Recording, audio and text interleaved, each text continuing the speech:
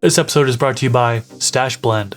I've been using Stash Blend for over a year now, and it's awesome. One of the things that I really like is that it saves me money. It's a whole bunch of different inputs in one. So I no longer have to go out there and buy a silica bottle, then a separate seaweed bottle, beneficial bacteria, then a separate one for mycorrhizal fungi. All of that plus more is in this one blend. Go to stashblend.com to learn more about it, and I also have a link down in the YouTube description section below. Welcome back, boys. Welcome. Here back. we are for another epi back in the FTS Content House. Pretty dang awesome, boys. Pretty dang awesome. dang Like that little awesome. sandwich we do there? I like Yeah. that. I just make it, I wedge mine in there so you guys can't complete yours. Yeah. They're about Keep it there for a They're second. about to do it. Nope. I got them. They call that a knuckle block. Yeah. Welcome back, everyone. We appreciate you guys for tuning in. This is another live episode. Here we are, boys. in person. Yeah. And we really wanted to take a moment to thank you guys for being here, supporting us along this way. I know we say it every episode, but we mean it that this would not be possible without you guys. So thank you so much for being here. Want to take a moment and just give a huge shout out to AC Infinity. AC Infinity, if you check out their website at acinfinity.com, they've got some of the best products for the garden. We can't say it enough. Whether it's humidifiers, air circulation systems, or their pro controllers, they're going to keep you up to date and on track with their equipment. So if you go to acinfinity.com and use promo code THESTASH15 and save a few dollars off at checkout. What are we talking about today, boys?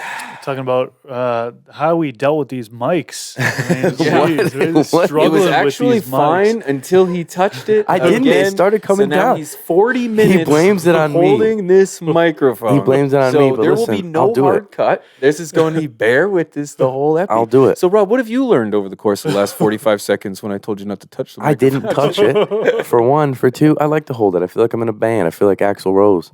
Like, shit, I'm the lead singer of my garden. band. Garden. Oh, Like, oh, wanna. Man, yeah, this is We're never going to use these again. This is our review of these on-the-fly arms for your mics. Don't buy them. We got a facial expression from homie at Guitar World. Alice. Guitar. Guitar World. Something, man. Guitar House? Guitar World, I thought. Guitar House. Guitar called House. a guitar hero. I know. That's what Quality he was guitar. going for.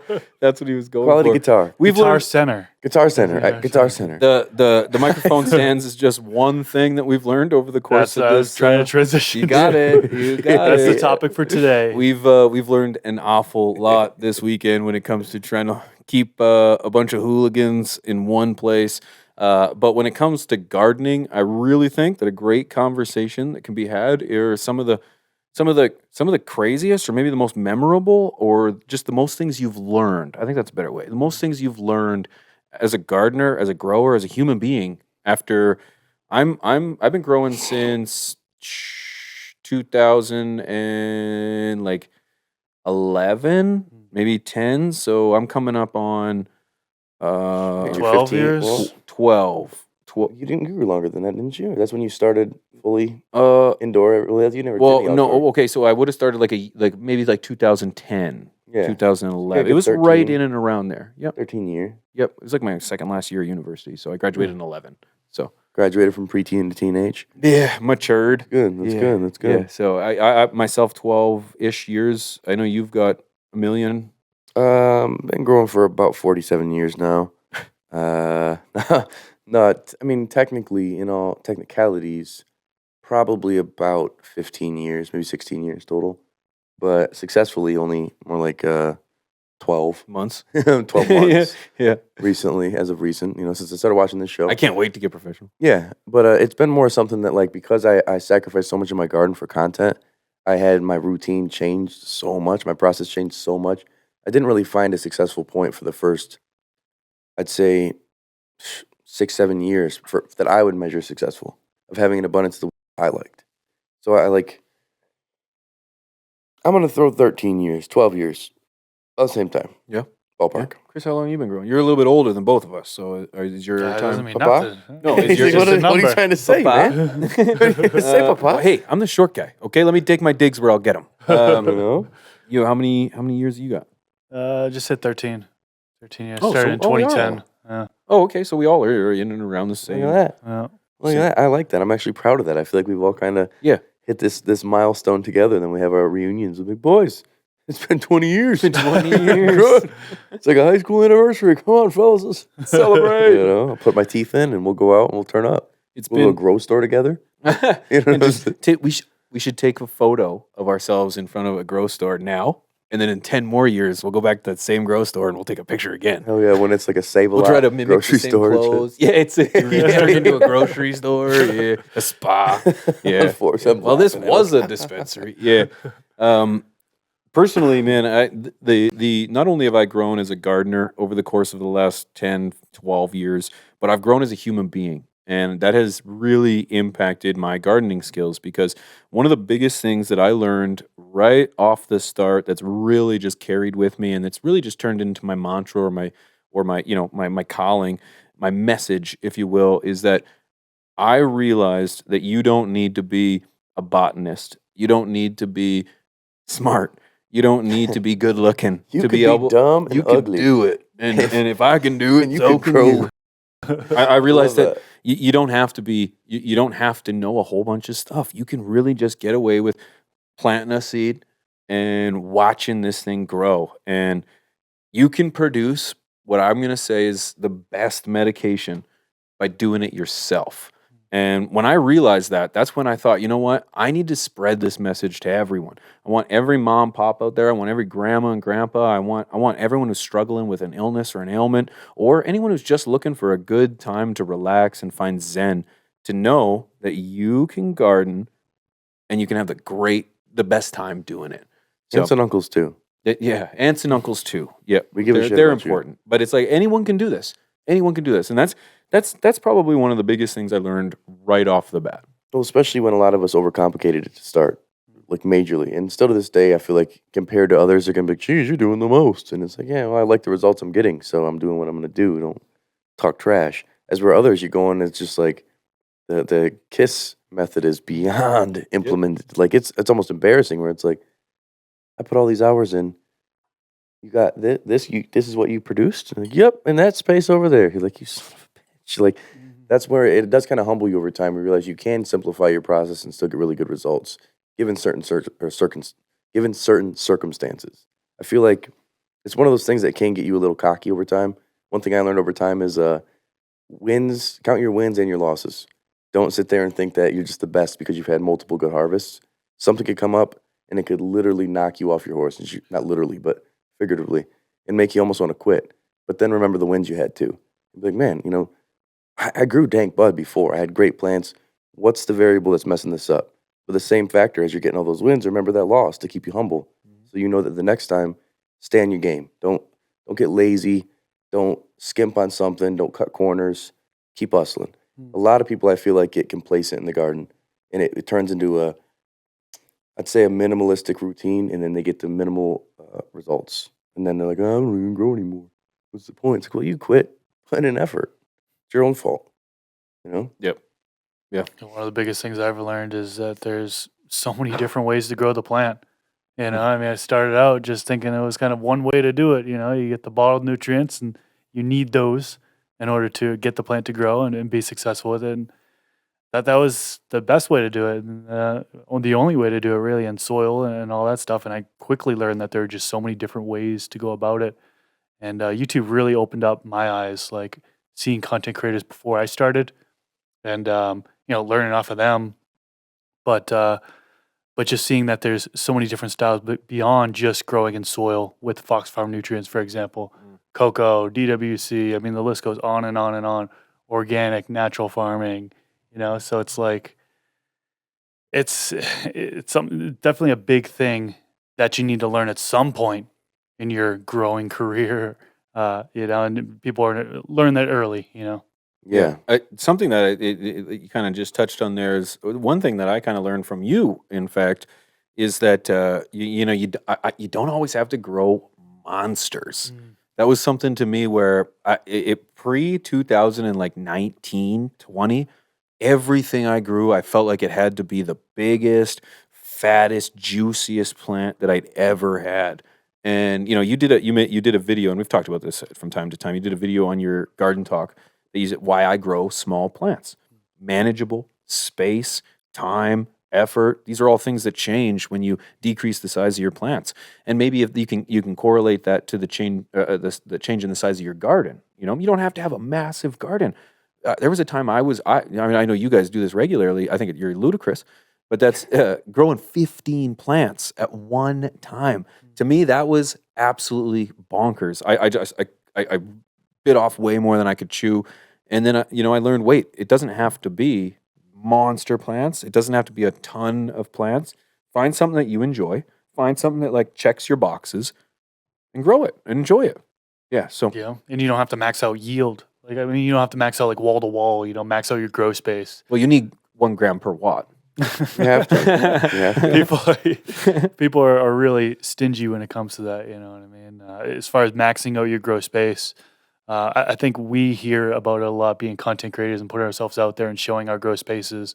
You get people in the comment section that think that you must be doing that every single time. And it's not true, Yeah, well, I mean, I guess if you're a cash cropper and you still deal with your buddy Mark at work who's buying $200 each from you, that makes sense. But for the rest of us who don't have that luxury, we're growing our own flower. We want to be able to smoke. We want to be able to have something we're proud of and that we like. So it's not always about having the biggest and the baddest, Right. Not the most, every performance vehicle isn't some gigantic Dodge lifted up on huge, burners and stuff out here. It's just really about having the best performance for what you're looking for, Yeah. And just to carry on learning things from my mentors here, another thing that I learned from both of you is that, it's okay to make your garden work for you. It's okay to not sweat and work so hard on things that don't have to be so difficult. You guys were both automated long before me. I was going in every day, checking my dials, checking the thermostats, adjusting the dimmer. I was doing all this by hand. And I said, it's like, I don't really see. I love the intimacy of not being automated, and it's something where it's like you guys had a lot of freaking time on your hands, and here I am, doing a lot of extra work.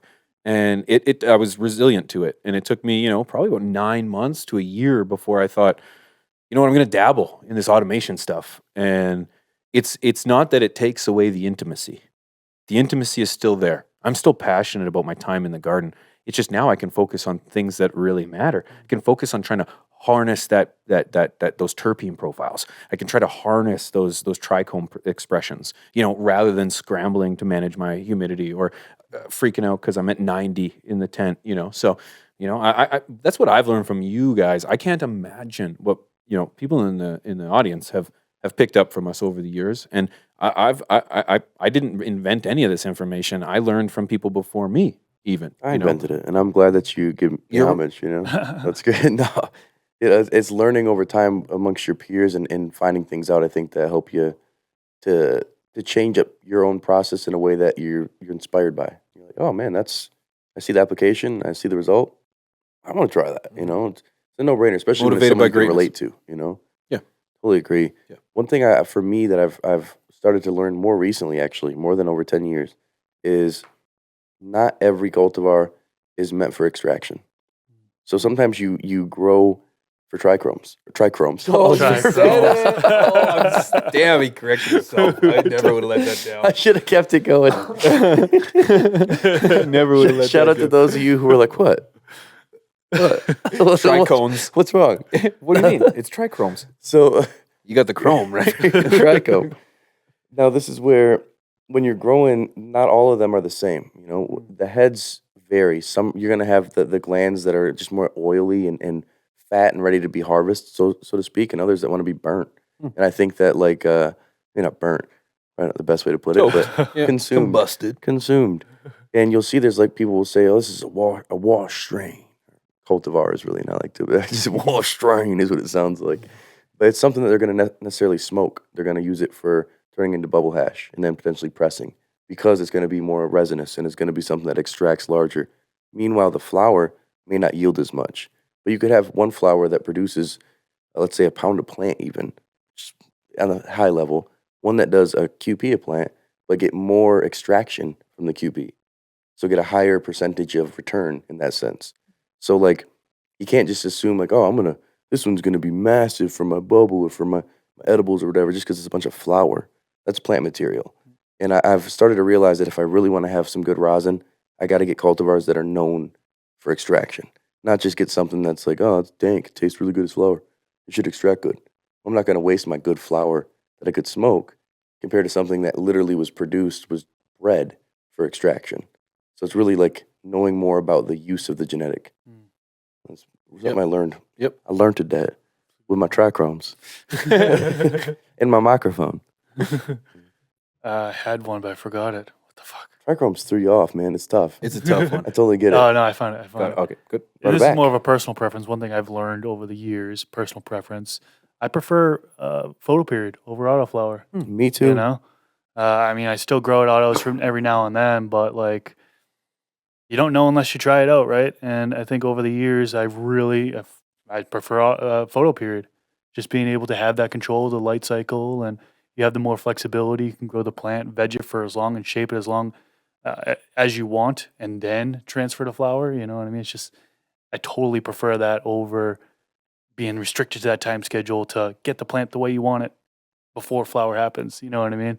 And then not having the ability to kind of fall back on, oh, I'll just veg it longer if I come across a deficiency, right? In Yeah. the timeline, if you Doesn't get work. deficiency in autos, you're kind of screwed there, you know? So, yeah, one thing I learned is just, I prefer photo periods in Yeah. the long run. It's just personal preference, personal one there. Yep, I'm the same way. I've been pretty vocal about it. There's no doubt about it. But Really? yeah, Pigeons? 420 on YouTube? There's a video? We Maybe had a later? viral video on stop growing autoflowers. I remember that one. Never Yeah. grow them again. Stop growing. Yeah, I just agree. I'm not going to repeat everything you said, but yeah, Nope, I agree. waste of time. One of the things that I learned over time, well, it's something that kind of hit me relatively quickly, is that cannabinoids don't matter. Cannabinoids don't matter. Terpenes don't matter. People are chasing the THC, man, and it is changing. But I didn't like one of the things that I love about this plant is its terpene profiles. The way that just hits your nose, man, and just your eyes water a little bit, and you feel a little tingly feeling, and that has nothing to do with the potency. And I realized that the majority of consumers, we're surrounded by growers, and we are in a bit of an echo chamber. And we talk to each other. Oh, cannabinoids, flavonoids, myrcene, limonene, whatever. Clearly I don't talk about this as much as everyone else. But the thing is that Words. terpene. And then the thing is that that's just amongst gardeners, man. The majority For the of most people part. are looking. Yeah, the majority of people are just, what's going to get me high, and hopefully it's at a price point that I can afford. Well, I'd say, like, if it says 12% versus a 25%, and it lists the terpenes, I honestly believe the majority of consumers are going to go for the 25% with no listed terpenes. And I think that's where it's like the misconception is that the terpenes don't play any impact into the potency. It's more the fact that that's what the market is shopping for, because it's like, what else do you determine quality? So when I even say genetics right now, even genetics that are coming out, it's hard to shop for something in terms of the overall effect for you when they may be breeding just for THC. And that sucks, but what are you going to do? It's the market. Yeah. Grow your own. Yeah, you grow your own, and you continue to stay vocal. Continue to show people that, there's a number of there's a number of advantages to being able to use a plethora of cannabinoids rather than just THC. Yeah, and people, and another thing I learned is people buy CBD pillowcases. Yeah, and condoms. And sheets. And the curtains, Curtains. CBD curtains. Yeah. Those are Carpets, hot too. product. High electro conductivity. You got to be careful. Your conductivity for these CBD carpets. Yeah, that's one thing I learned. One thing I learned is carpet in the studio is bad idea. Bad idea. Yeah. Shockingly bad idea. Shockingly Another bad thing I idea. learned, we'll say, is the plant training is not a general rule of thumb for every plant in terms of like, just do it this way. Top it all. Top it, you'll get big yields. Top it. And the people who say that are usually just the trichrome guys. You know what I'm saying? You've been one of them, haven't you? I've been one of those guys. I understand. And it's a misconception, man, because some genetics, it's going to stunt the performance. It's the same thing as saying don't top autos. It's like general rule of thumb, okay. But that's not really a statement you could say just is the guarantee, I feel like I've learned more that I gotta grow the plant first, like I've probably said 1,000 times recently. Grow the plant first to see the natural characteristics before I start going hard with training. Then I see, does this one want to be top more? Do I get better expressions from topping it, from low stress training it first, and then maybe topping, doing combination of both? There's a variety of different training techniques that suit other cultivars better than others. You can just do any of them and be good and still get good results.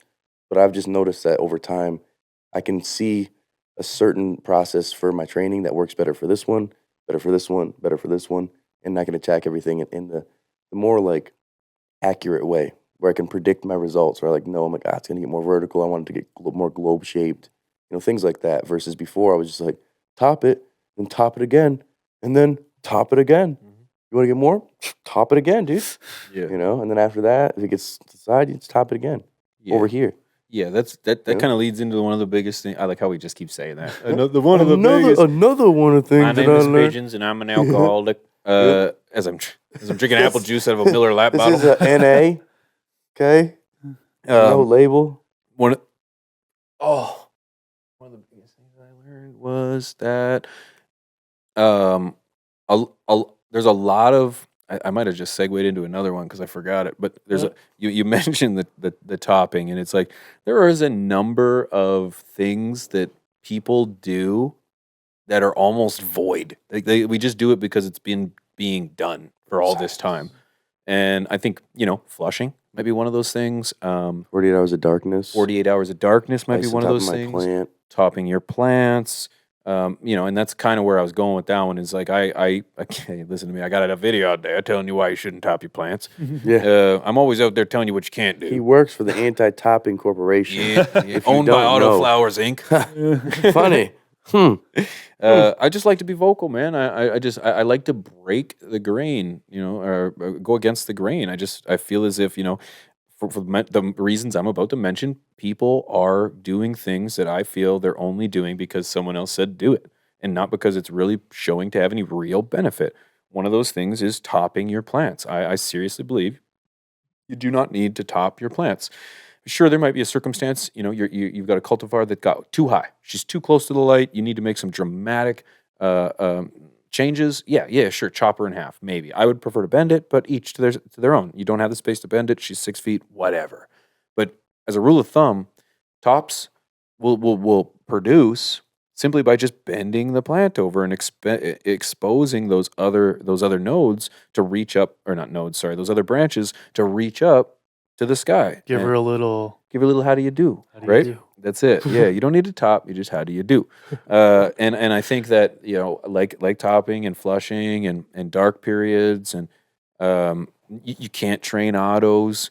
Even like I've grown autos and I've trained them. And these are misconceptions. And I feel like these are things that people have just repeated over time because no one's told them that it's a waste of time. And that's where I feel value in my input and our input when it comes to these things. Quit just perpetuating the norm just because it's normal. Why? Ask questions. It's a Socratic method, and that can help you as you grow. Yeah. One thing I was gonna say. No, I just wanted to hold it up. What's up? I want to breathe into it. Struggling with that mic this What's up? episode, Just man. wanted to look I feel at me. bad. I was He's doing a gonna- great I job. feel he is doing He's a great job. Yeah. If anyone can hold a mic, it's this guy. I'm really good at holding mics. I just want to let you guys know that Yeah. this mic is brought to you by me. Yeah, right. I'm Brought to you holding to my lips. You want a mic arm? Here you go. Oh, look at those aren't built by This is nothing. mic arm. Mm. What you got? What I was going to say is I'm similar to Rob, where looking at the plant, seeing the morphology, seeing how it's growing. I think we're both like that because we like to grow a variety of different cultivars. And they all grow so differently that you'll be like, shit, I know just other treated this people one. they grow the same exact clone, from cut. It might be completely different from the way we do it because they know in advance that they need to top a certain number of times to get however it be. But Yep. us, I mean, growing all different cultivars, we have to read the plant. And, for me, I'm juggling grow spaces. That's another thing I learned over the years is how to kind of juggle grow spaces between the two different tents, light cycles. And sure, I can have one on an 18.6 and one on a 12.12 flowering and veg, but I can have two on veg. I can have two on flower. Like being able to transfer plants over as needed.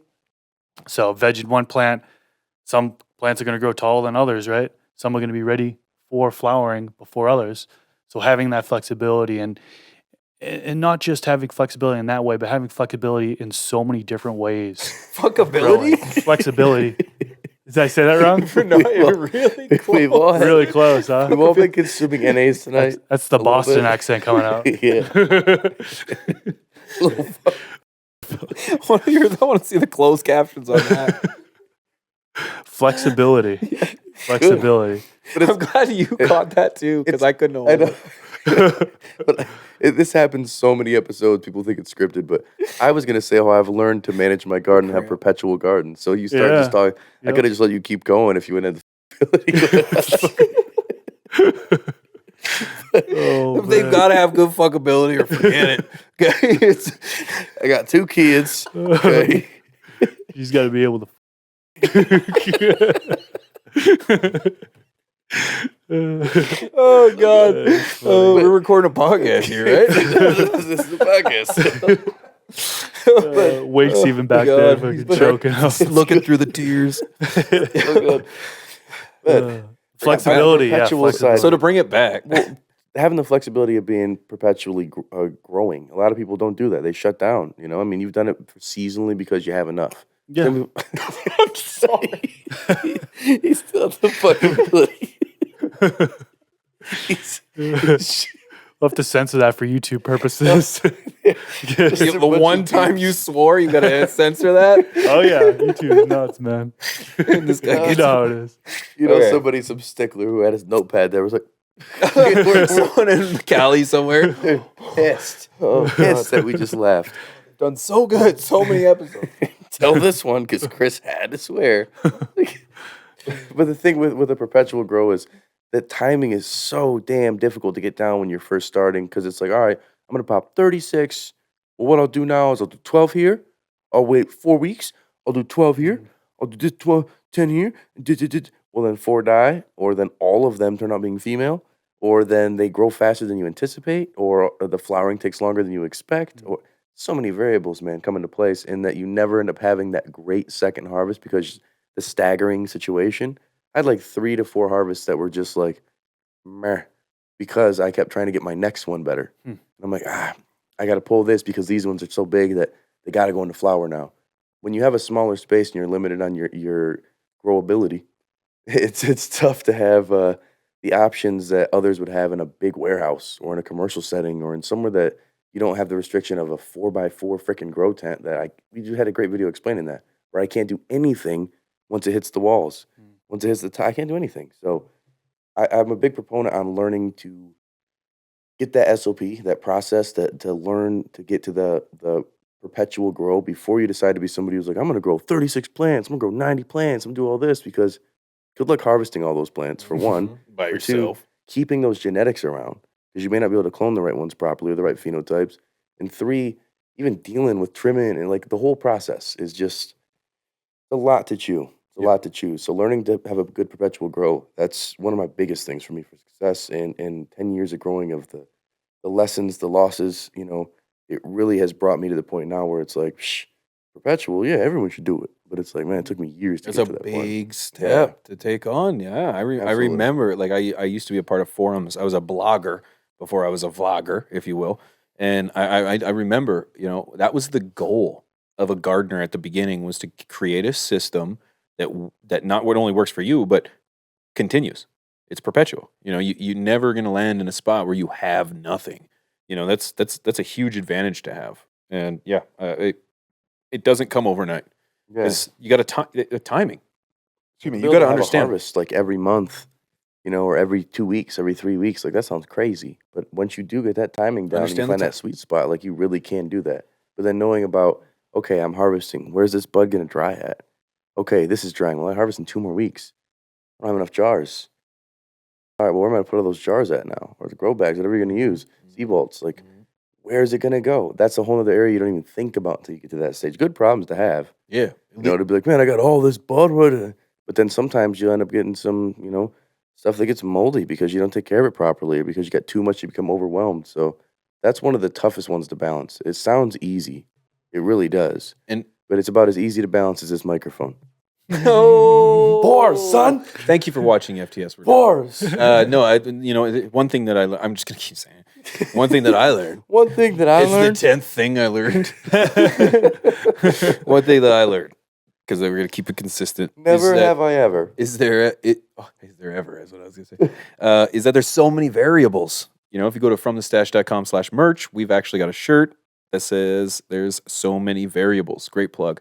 And the How do we reason not wear our shirts. I did. You have Yeah, I your had shirt. mine. We have our shirts. Well, I only Oh, have you so did. many. You had the molecule. Yeah. I wore it under a sweatshirt. But so if you want to hit it up, fromthestash.com/merch, check out all the latest merch from Get 'em the while you Stash. But can. there are so many variables, and what does that mean? It means that you could be growing the exact same cultivar. You guys could be using the exact same nutrients. You guys could have the exact same method and routine, but there's so many more variables than that. What's your environment like? What's your humidity like? What's your conditions like? What's the genotypes of these plants? What's the what's their stretch going to be like? Is it going to be How far tall, away is your strong, light? close light, far away light? Are you dosing half dose, full strength? So many there's variables. so Are you in there finger many banging your plant variables. all the time and messing it all up? Well, like, in 2014, if you had posted your plant problem, it was easy back then because the only thing wrong with it was CalMag. lack of CalMag. So, but since things have gotten a Or little you more sucked at that growing. military grade It was Calvin. either lack of military- CalMag or once you that suck came- at or you suck. growing. Noob. Yeah. noob. And since technology's advanced, CalMag isn't as important anymore. Weird Yeah, how I'm just that is, joking, and it's weird how please. there's less noobs. There's less noobs. I'm spitting all over you now. Less okay. noobs. The heat? No, we won't. We won't. But We're leaving that off for late there's night. so many variables. Just because he's growing the same and you got most of the same. Well, what are the pests like in your environment? Are you a more moist area? Are you living in the Nasty? Do you bring Amazon? gross Do you things brush in your your room? teeth? These are things. Do you have pets? That's going to be a big. All variables are the same, but he's got pets. He's got pests. And then he's, he doesn't. So then what do you know? Shoot, you ended up getting some kind of mite And that's or something you'd only find out after a full conversation because you're like, man, everything was perfect. I don't know I don't how get it. this We did the same happened. stuff. And like, But well, God, I love my dogs, man. I this was or- out walking with them. And this is what happens in the comment section all the time. I got a yellow plant, man. What is wrong? yeah, my plant Happens looks often. sick. I got no idea. What's wrong with bro. it? Like, oh, it looks sick. Mhm. Okay. How do you And then what's problem wrong solve with that, it? right? Right? Yeah, alright. exactly. That's literally the biggest reason I made the 420 Growers Club. Is I was like, man, I got to sit and talk to you for like a half hour. Mhm. Like, I need to pick your brain and figure out exactly what you're doing, or you need to follow my recipe so I can tell you, like, oh, you did this, Your this, and dogs. this. Okay, boom, it's your dogs. Yeah. Your dogs pissed in your pot, Right. or some, some sort of thing like that. I feel like we're in Something. a day and age that you could follow stuff like a cookbook to the T, but there's still going to be something else in But you place didn't unless oil you're the pan first. Yeah. It's like the common human one. error. A big one too is like that. Everything's the same. My room's this. Air humidity. Okay, but the pot's on the floor. Pot's on the concrete in your basement. You have everything right, but I don't get to see the pot. You're showing me pictures of the leaves. You're showing me pictures of the soil. And I'm sitting here going, bro, maybe it's lax. It's PA. It's this, that, and the other thing. But I have no idea. You're freezing the ass off on this plant.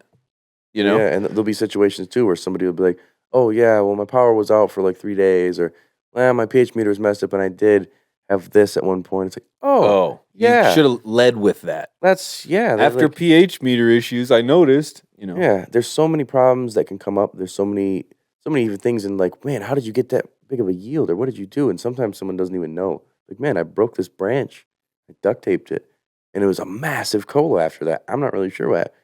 Things can happen that you may not even be able to measure. So I think knowing that there's a lot of variables, you go into something with that approach. You don't oversimplify it. You're gonna find better results. But if you overcomplicate it, it's just as bad. Totally agree. Agreed. I think that unless you got something to add, I got one more. Go, please. I'll Do it. fire I off was one waiting. I'm gonna more. let my mic go down. Go. Here's one for you. One thing I've learned, one of the biggest things I've learned over the years, these days, buying a grow light really isn't that daunting as it used to be, right? Just about any grow light you get these days, if they're coming from a recognized brand, is going to be good. Chill. It's going to be that way. sufficient. I mean, we had a conversation in one of our past episodes talking about how oftentimes we don't run our lights at 100%. You know, we don't really drive them all the way to the wall, right? You know what I mean? And a lot of these specs on these grow lights are very, very similar, and they're all going to get the job done. So you don't have to spend days researching all the different brands of grow lights and try to get the best one. For the best price. Because there's so many that are like so close together. You could pick this one, this one, this one, this one, and they're all going to get the job done. And you're not going to feel like you missed out on a better grow light because the one you have is just as good as like 90% plus other lights on the market. Yeah, it's a good point. LEDs today are not the LEDs of yesterday. And, you know, you're right. The saturation of the market's there. You as a customer, you get to choose now. The competition is there, which is going to drive down prices and increase quality.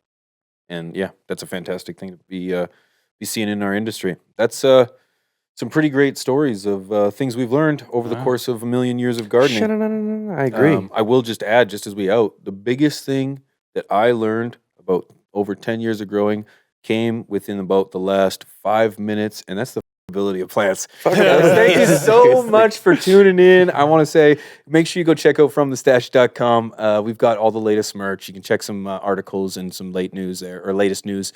Late news. Go ahead and check us out on all platforms. From the Stash is on Instagram. We're on Twitter. And of course, I want to give a huge shout out to you guys for watching, man. These epis would not be possible without you, full stop. 100%. Yeah, and it if means you're the just world. listening and you can't appreciate how Cricket, low this his mic head has is. gone, then you need to hop over to YouTube and check us out from the Stash on YouTube, baby, or from thestash.com, like B said.